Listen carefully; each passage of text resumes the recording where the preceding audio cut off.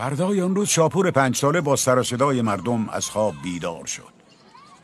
او از ایوان کاخ گروهی از مردم را در کنار پل دجله دید که فریاد میکشند. نگهبان! نگهبان! بله سرورم.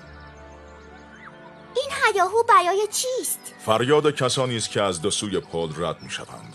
در زمان شلوغی راه بسته می شود. مردم و گاری‌هایشان به هم گره می‌خورند و نمی‌توانند از پل رد شوند.